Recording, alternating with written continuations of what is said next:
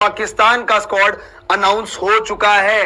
कप्तान कौन है आप सभी को पता है, बाबर आजम पांडे जी। बाबर आजम को वापस कप्तानी मिल चुकी है टीम की, व्हाइट बॉल क्रिकेट में, ओडीआई क्रिकेट में भी मिल चुकी है और टी20 क्रिकेट में भी। और बाबर आजम की कहीं ना कहीं कह सकते हैं कि as a captain comeback series होने वाली है। लेकिन जब स्क्वाड अनाउंस हुआ तो सबकी आंखें खोली की खोली रह गई कि भाई ये कैसे हो गया, किसी ने एक्सपेक्टेशन इसकी लगाई नहीं थी। पाकिस्तान की टी20 स्क्वाड की अनाउंसमेंट के बाद इंडियन मीडिया भी हैरानगी का इजहार कर रहा है। बिलखुसूस मोहम्मद आमिर और इमाद वसीम के कौमी टीम में वापसी करने के बाद इंडियन मीडिया बहुत ही चौकन्ना और हैरान हो चुका है और टीम इंडिया के लिए बहुत बड़े खतरे की घंटी बता रहा है। दोस्तों अभी हम मुकम्मल वीडियो की जानिब चलेंगे, इंडियन मीडिया का रिएक्शन सुनेंगे कि वो मोहम्मद आमिर और इमाद वसीम के कौमी टीम में वापसी के ऊपर क्या रिएक्शन दे रहे हैं। मगर मुकम्मल वीडियो की जानिब चलने से पहले आपसे रिक्वेस्ट है बेल की घंटी के साथ चैनल को सब्सक्राइब कर लें। देखिए कुछ खिलाड़ी थे, हालांकि उन्होंने रिटायरमेंट वापस ले ली थी, लेकिन बातें चल रही थी कि बाबर आजम की तो उन खिलाड़ियों से बनती ही नहीं, तो वो टीम में कैसे आ सकते हैं, उनका आना शायद मुश्किल हो जाएगा। लेकिन जब प्लेयर की क्वालिटी दिखती है ना, तो ये आपसी मतभेद सॉल्व हो जाते हैं, क्योंकि आपको पता होता है कि अगर आपको चैंपियन बनना है तो उन खिलाड़ियों का होना बहुत ज्यादा जरूरी है। आपको बता दें कि इस स्क्वाड में किन किन खिलाड़ियों के कमबैक हो रही है। मोहम्मद आमिर जो 2017 में चैंपियंस ट्रॉफी के स्टार रहे थे, खासकर अगर मैं बात करूं चैंपियंस ट्रॉफी फाइनल के स्टार रहे थे, उनकी टीम में एक बार फिर कमबैक हो चुकी है। क्योंकि इस वक्त जो पाकिस्तान के सेटअप में जितने भी प्लेयर्स थे उनसे बेहतर गेंदबाजी करके दिखाई मोहम्मद आमिर ने पीएसएल में।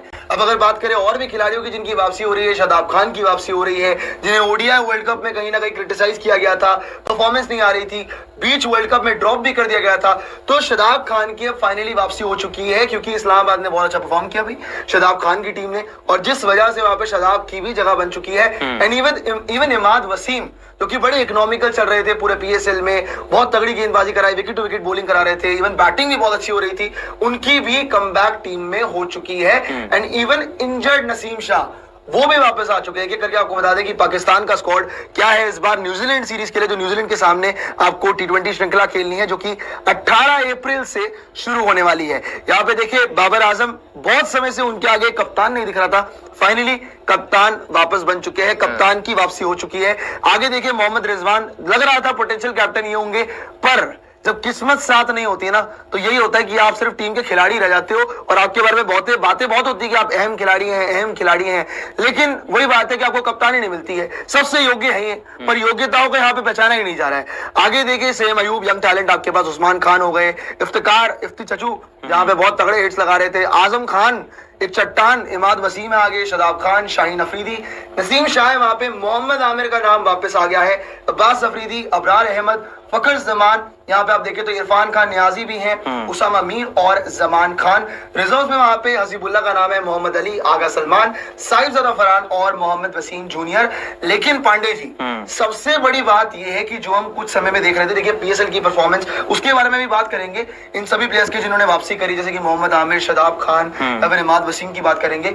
लेकिन उससे पहले बड़ी बात यह है कि कप्तान बने बाबर आजम। अब बाबर आजम कप्तान बन गए, लेकिन सबसे बड़ा डाउट तो पांडे जी ये था कि बाबर, जिनकी मोहम्मद आमिर से रिसेंटली बनते हुए नहीं दिखती थी, मोहम्मद आमिर जो कि अलग अलग क्रिकेटिंग शोज में जा जाके स्टेटमेंट्स देते थे बाबर आजम को लेके, बाबर आजम की फुल ऑन क्रिटिसिज्म करते थे, जहां पे हर बार जब भी उनसे कुछ सवाल पूछा जाता था तो बाबर आजम को कभी चुनते ही नहीं थे कि मैंने चुनना ही नहीं बाबर आजम को।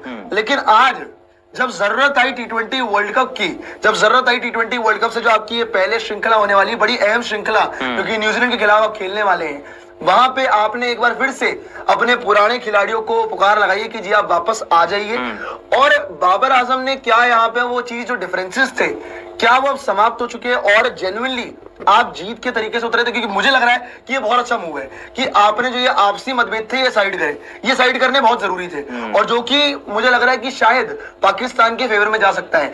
बट अब बाबर आजम के लिए कठिन चॉइस, शाहीन शाह अफरीदी या मोहम्मद आमिर, क्या करेंगे? नहीं, दोनों भी एक साथ खेल सकते हैं, लेकिन सबसे बड़ी बात यह है कि मोहम्मद आमिर का आना या इमाद वसीम का आना, ये जब रिटायरमेंट वापस ली थी तब से एक संकेत था कि कहीं ना कहीं ये वापसी कर सकते हैं। बस पॉइंट बस यहाँ फंसा हुआ था कि क्या बाबर आजम की कप्तानी में आएंगे नहीं आएंगे। अब बाबर आजम भी भाई मरता क्या ना करता वाली बात है। मैंने पहले भी बताया कि इस समय पे पाकिस्तान की बॉलिंग अगर आप देखो, शाहीन शाह अफरीदी जिस तरीके से पीएसएल में परफॉर्मेंस रही है, कप्तानी भी चली गई, और कोई भी आ रहा था, कोई भी बैटर आ रहा था उनको ठोक कर चला जा रहा था, छक्के चौकों की बारिश करवा दी थी।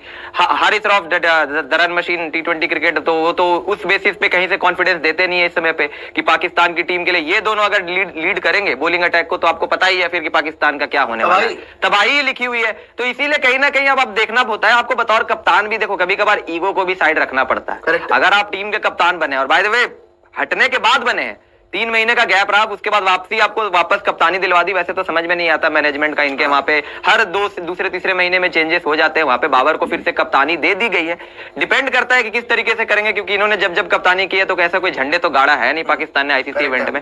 लेकिन चलो कप्तानी मिल गई, T20 वर्ल्ड कप के लिए प्रिपरेशन करना है। अब उसके प्रिपरेशन के लिए पहला असाइनमेंट है आपका न्यूजीलैंड। अब न्यूजीलैंड की सीरीज में अगर आप देख रहे हो कि इमाद वसीम आपके लिए T20 वर्ल्ड कप के पार्ट है, या फिर मोहम्मद आमिर आपके लिए T20 वर्ल्ड कप के पार्ट होंगे, तो इन प्लेयर्स का यहीं से खेलना ज्यादा इंपॉर्टेंट है। और यहां से जितना आप खिलाओगे उतना ही बेहतर होगा, टीम भी आपकी बन जाएगी, टीम जल्ड अप हो जाएगी। और मोहम्मद आमिर हो गए या इमाद वसीम हो गए, ये प्रूवन मैच विनर्स है पाकिस्तान के लिए। ऐसा नहीं है कि अभी आ रहे हैं तो हम इनको जान रहे हैं, ये बहुत पहले से पाकिस्तान के लिए मैचेस जिताते हुए आए हैं। मोहम्मद आमिर ने जिताया हुआ है, इमाद वसीम ने जिताया हुआ है। इनफैक्ट शादाब ने जिस तरीके से पीएसएल में परफॉर्मेंस कर दी थी, जहां पर हमने देखा था कि बल्ले के साथ वो लगातार ऊपर से आ रहे थे, अपने आप को प्रमोट भी कर रहे थे, वहां पे रन्स बना रहे थे, बॉलिंग से भी जब आ रहे थे विकेट्स निकाल रहे थे, तो ये तीनों ही रेड हॉट फॉर्म में चल रहे थे पीएसएल के अंदर। ऐसे में बतौर कप्तान अगर आप किसी टीम के पार्ट हो तो आप ऐसे ही प्लेयर्स को ढूंढते हो जो इस समय पे शानदार फॉर्म में चल रहा है, और अगर उसके साथ एक्सपीरियंस भी आपको मिलता है तो इससे बेटर और क्या हो सकता है। सोने पर सुहागा वाली बात है कि आपको ऐसे प्लेयर्स मिल रहे हैं जो एक तो एक्सपीरियंस लेकर आ रहे हैं,